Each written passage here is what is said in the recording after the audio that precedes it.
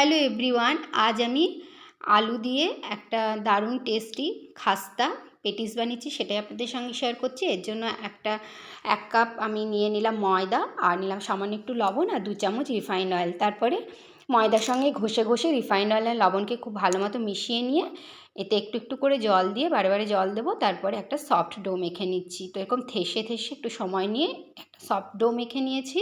তারপরে এতে দিয়ে দিচ্ছি 1 চামচ রিফাইন্ড অয়েল। রিফাইন্ড অয়েলটাকেও খুব ভালো মতো ডোয়ের মধ্যে মাখিয়ে দিয়ে আমি ঢাকা দিয়ে রেখে দিচ্ছি ডোটাকে সেট হওয়ার জন্য।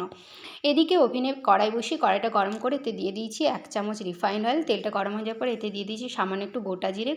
গোটা জিরেটা ভাজা ভাজা হয়ে যাওয়ার পরে এতে দিয়ে দিলাম অল্প একটু ছোট একটা টুকরো গ্রেট করা আদা আর 2টো কাঁচা লঙ্কা কুচি। তারপরে সেগুলোকেও ভেজে নিয়ে এতে দিয়ে দিলাম একটা সেদ্ধ আলু, দিলাম সামান্য একটু লবণ, সামান্য একটু হলুদ গুঁড়ো, সামান্য একটু জিরে গুঁড়ো, ধনে গুঁড়ো আর অল্প একটু গরম মশলার গুঁড়ো দিলাম। আর তারপরে দিয়ে দিলাম এতে 1/2 চামচ চাট মশলা। তারপরে খুব ভালো মতো মিশিয়ে নিলাম। এরকম ভালো মতো মিক্স হয়ে যাওয়ার পরে আলুর মশলাটা এতে দিয়ে দিলাম ধনেপাতা কুচিটাকেও আলুর মশলার সঙ্গে খুব ভালোভাবে মিশিয়ে নিয়েছি। এবার ওভেন থেকে কড়াইটা নামিয়ে আলুর মশলাটা সম্পূর্ণ ঠান্ডা হতে দিলাম। এদিকে ডোটাও সেট হয়ে গেছে, আরও সফট হয়ে গেছে। এটাকে আরেকটু ভালো মতো থেসে নিলাম। তারপরে এ থেকে লেচি কেটে নিচ্ছি। তো আমার এই 1 কাপ ময়দা থেকে 5টা লেচি হয়েছে। একটু ছোটো ছোটোই কাটতে হবে। আর এই পেটিসটা বানানো ভীষণই সহজ, আপনারা সবাই খুব সহজেই বানিয়ে নিতে পারেন, খেতে কিন্তু দারুণ হয়। এবারে এই লেচিগুলোকে এরকমভাবে হাতের মাঝখানে নিয়ে আর একটুখানি ঘুরিয়ে ঘুরিয়ে প্রেস করে করে নিচ্ছি, তাহলে আরও বেশি খাস্তে হবে পেটিসগুলো। এবার একটা একটা করে লেচি নিয়ে আমি ময়দার গুঁড়ো দিয়ে বেলে নিচ্ছি, একেবারে পাতলা করে বেলে নেব। তো এরকমভাবে আপনারাও বাড়িতে ট্রাই করবেন, তো খুব সহজেই বানানো হয়ে যাবে। খেতে কিন্তু দারুণ হয়, সবারই ভীষণ ভালো লাগবে খেতে। তো আমি এরকমভাবে 5টা লেচি থেকে রুটিগুলো বেলে নিলাম। এবারে একটা বাটিতে আমি নিয়ে নিচ্ছি 3 চামচ ময়দা, আর এতে 4 চামচ রিফাইন্ড অয়েল দিয়ে দিলাম। তারপরে এটাকে একটা মিশ্রণ তৈরি করে নিচ্ছি। তো এইরকম একটা মিশ্রণ তৈরি হয়ে গেল। এদিকে যে রুটিগুলো বেলে রেখেছিলাম তার থেকে একটা নিয়ে এর উপরে রিফাইন্ড অয়েল আর ময়দার মিশ্রণটা খুব ভালো মতো মাখিয়ে দিচ্ছি। তার উপরে দিয়ে দিচ্ছি ময়দার গুঁড়ো। এবারে এরকমভাবে ময়দার গুঁড়ো ভালো মতো দিয়ে পরে আরেকটা যে বাকি রুটির একটা রুটি এর উপরে দিয়ে দিলাম। এই রুটিটার ওপরেও একইভাবে রিফাইন্ড অয়েল আর ময়দার গোলাটা ভালো মতো মাখিয়ে দেবো, তার উপরে ময়দার গুঁড়ো দেবো। এইরকমভাবে 5টা রুটি একের উপর একটা দিয়ে পরে এই একইভাবে রিপিট প্রসেস করে নেব। তো আমি সবগুলোই 5টা রুটি দেওয়া হয়ে গেছে, তার উপরে এরকমভাবে যে রিফাইন্ড অয়েল আর তেলের মিশ্রণ দিয়ে একইভাবে ময়দার গুঁড়ো দিয়ে দিয়েছি। এভাবে তারপরে এটাকে ফোল্ড করে নিচ্ছি 5টা রুটিকেই। তো ঠিক এরকমভাবে ফোল্ড করে নিচ্ছি। এবারে এটা যেরকম আমরা চৌকো পরোটা বানানোর সময় আমি শেপ দিই, আমরা সেরকমভাবে দিয়ে দিলাম। দিয়ে পরে ময়দার গুঁড়ো দিয়ে এটাকে আমি একটু চৌকো করে বেলে নিচ্ছি। তো এরকমভাবে চৌকো করে বেলে নিচ্ছি। বেলা হয়ে গেছে, এবারে আমি এটা কেটে নেব। তো এরকমভাবে কেটে নিলাম।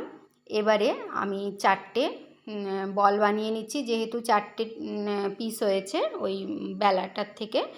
এবারে এরকমভাবে আলুর মশলাটা 4টেতেই আমি দিয়ে দিচ্ছি। তো এরকমভাবে দিয়ে দিলাম। তারপরে এই যে সাইডগুলোতে আমি জল মাখিয়ে দেবো, তাহলে ভালো মতো সিল হয়ে যাবে আর মশলাটা বেরোবে না, আলুর মশলাটা। তো এরকমভাবে প্রত্যেকটাতেই চারিদিকে জল লাগিয়ে দিলাম। তারপরে এটাকে এরকমভাবে ফোল্ড করে দিচ্ছি। তো এই পোর্শনগুলো টেনে টেনে সমান করে দিচ্ছি। তারপরে এরকমভাবে একটু চেপে চেপে দিচ্ছি, তাহলে ভাজবার সময় খুলবে না। আর জল দেওয়া থাকবে, তার জন্য আরোই ভালো মতো স্টিক হয়ে থাকবে, চট করে খুলে যাবে না। তো এরকমভাবে প্রেস করে করে এই আমি একটা পেটিস শেপ দিয়ে নিলাম। আরেকটা পেটিসকেও ঠিক এরকমভাবে শেপ দিয়ে নিচ্ছি। তো বাকিগুলো আমি বাকি 3টো একইভাবে শেপ দিয়ে নিলাম। এটা খুব সহজেই বানানো হয়ে যায়। তো এরকমভাবে আমি 4টে পেটিসকে শেপ দিয়ে নিচ্ছি। এদিকে ওভেনে কড়াই বসিয়ে বেশি করে সাদা তেল দিয়ে, তেলটা একেবারে লো আঁচে আছে, খুব গরম হবে না, হালকা গরম থাকবে, সেই অবস্থাতেই পেটিসটা আমি দিয়ে দিলাম। এবারে এই লো ফ্লেমেই এই পেটিসটাকে ভেজে নিতে হবে। তো এরকমভাবে লো ফ্লেমে আমি ভেজে নিচ্ছি। আর একটা পাশ হয়ে গেছে, তো আরেকটা পাশ উল্টে দিলাম। তো এরকমভাবে বারে বারে উল্টে পাল্টে আমি পেটিসগুলো ভেজে নিচ্ছি। তো এরকম প্রথমবারে পেটিসটা খুব সুন্দর একটা কালার চলে এসেছে, উল্টে পাল্টে ভেজে নিয়েছি। আর লো ফ্লেমেই বারবার বলছি ভাজতে হবে। তারপর আমি পেটিসটা তুলে নিচ্ছি। একইভাবে বাকি পেটিসগুলো লো ফ্লেমে ভেজে নিচ্ছি। তো এরকমভাবে আমি দিয়ে দিলাম আরেকটা পেটিস আর এইরকম উল্টে পাল্টে পেটিসটাকে বেশ সুন্দর করে ক্রাঞ্চি করে আর লাল লাল করে ভেজে নিচ্ছি।